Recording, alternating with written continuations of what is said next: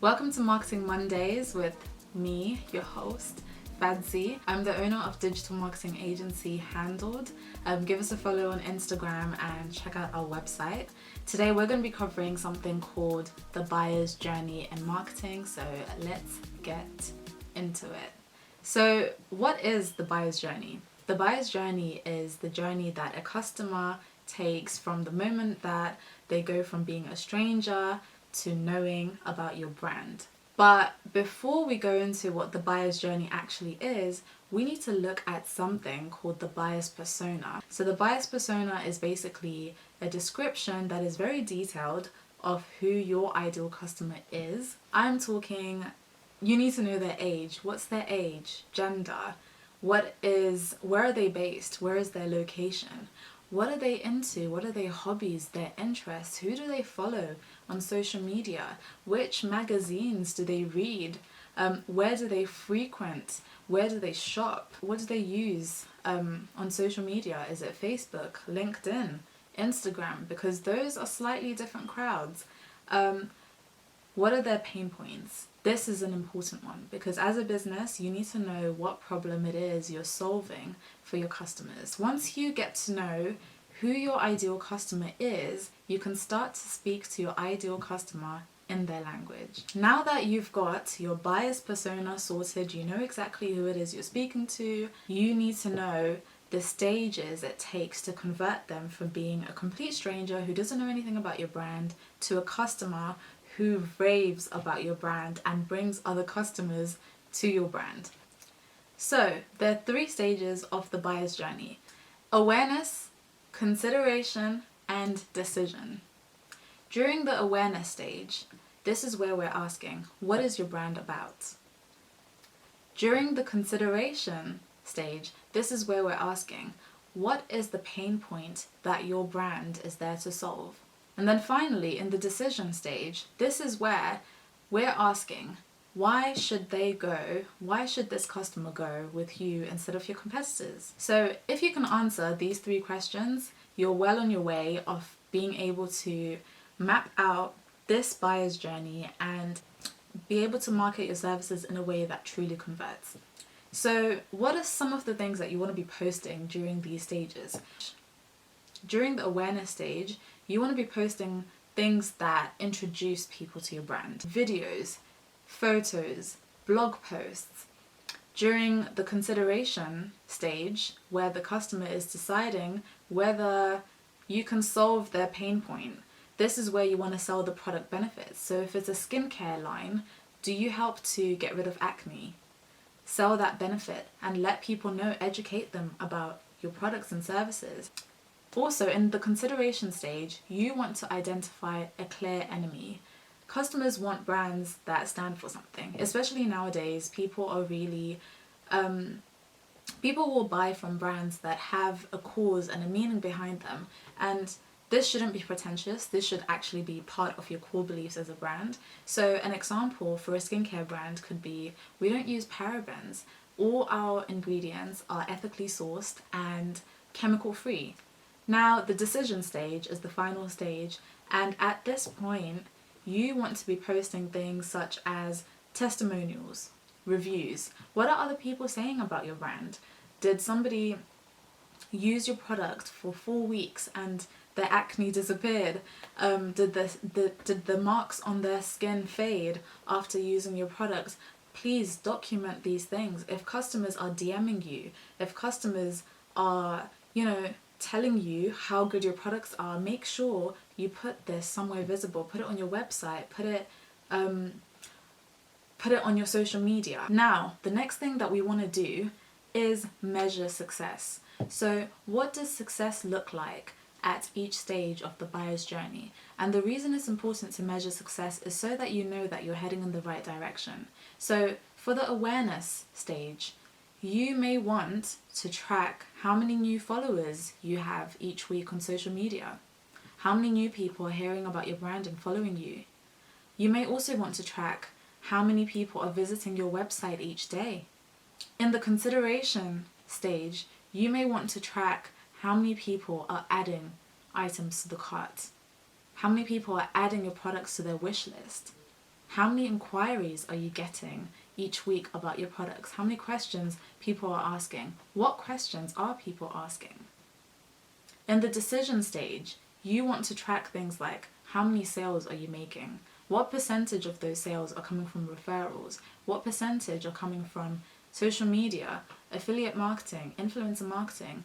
Those are all important metrics that you want to track. So depending on the stage of the buyer's journey, again, your measuring of success will be different. When you're measuring whether the conversion has been successful at the decision stage, you're not going to look for how many followers you have on Instagram, because that doesn't really influence the decision stage. The decision stage is when somebody has said, yes, I want to purchase from that skincare brand. So you're going to be looking for number of purchases, number of sales from that product. Which product is the best seller? Which one is the worst seller? Because this will actually help you to evaluate where your marketing efforts are going right or where they're going wrong. Maybe your worst seller is actually your greatest product, but you're not marketing it in the right way. People don't even know about it because it's at the bottom of your website. It's on page 9 and it's supposed to be your best seller. Oh, sorry. One main thing to remember in all of this is how we're communicating. How are you communicating to your customer? And with that in mind, I need to put you guys onto this book. I've finished reading this book and I'm actually reading it for the second time right now. It's highlighted and underlined because it has so many valuable lessons. And one of the lessons that I've learned from this book is the science behind how humans function. The primary purpose of your brain is to help you to survive or to thrive. So our brains actually burn calories each and every single day, and you can burn calories just by sitting down, being static and not doing anything, because your brain is processing tons and tons of information every single day. So right now, as I'm filming this, my brain is processing so many things, but the clever thing about our brains is that they choose what to focus on and what to ignore. As I'm saying this, I'm suddenly becoming aware of all the little things around me, of the cup of tea in front of me, of the laptop on my side, the lighting on the side, the window. Before I became aware of this, my brain had chosen to ignore those other elements of things that are happening in the room and allow me to focus on one thing, that is filming this video. And the reason that my brain allows me to do that is because filming this video is going to help me to thrive. It's going to help me to help other business owners market their brands. It's going to help me build social proof for my own brand. Something like my candle that's on my desk, it's, you know, it's burning, it's creating a nice scent in the room, but my brain chooses not to acknowledge that or pay attention to that because it's not important in this moment. It's not helping me to survive or thrive in this moment. But let's say I accidentally knocked over this candle and it fell onto the carpet and it started a fire. Do you think my brain would still be ignoring it? No. Why? Because my brain is wired to survive or thrive, and in that moment it's like, well, this video is no longer important and we need to sort out this fire before you potentially injure yourself in here or burn the house down.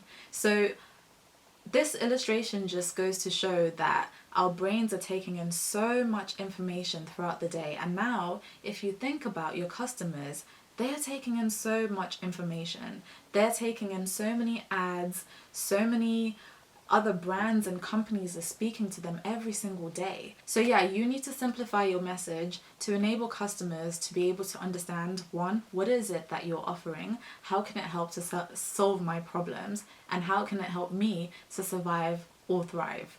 And if you can't do that, honestly, you are going to lose customers, or you're not even going to gain customers in the first place.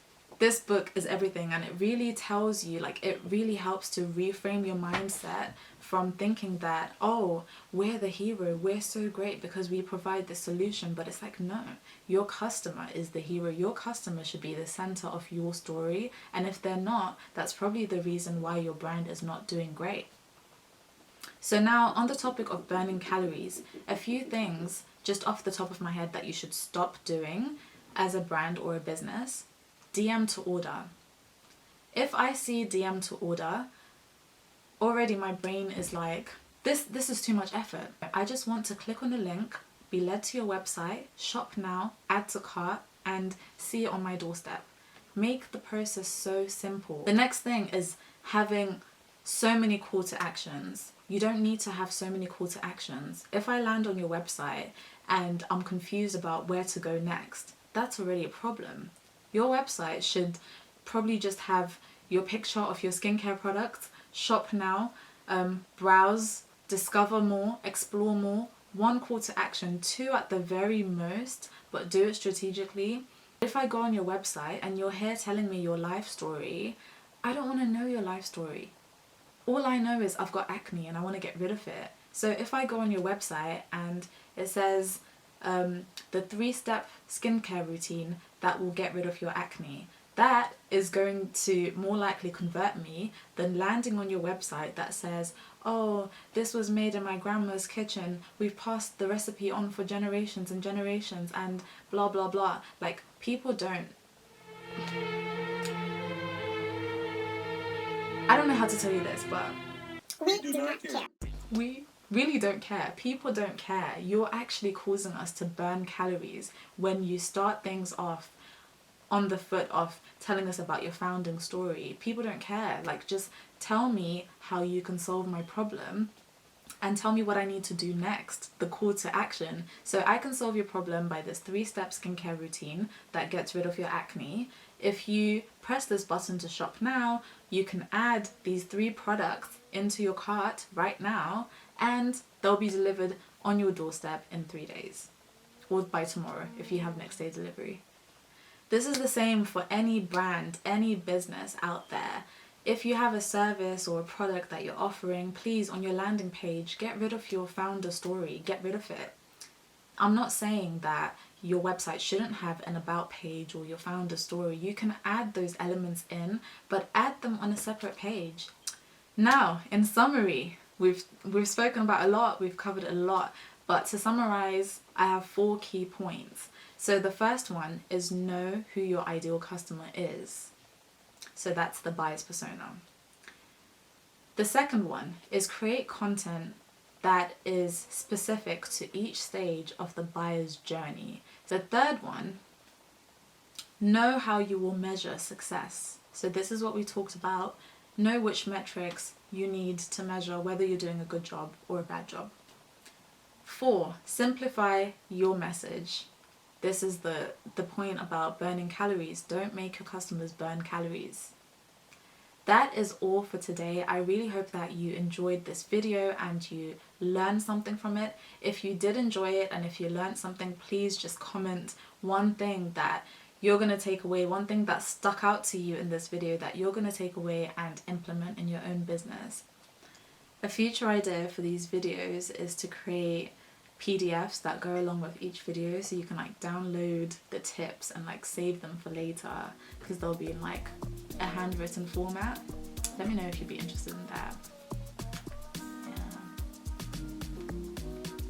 Thank you so much for watching. Tune in next Monday for another video.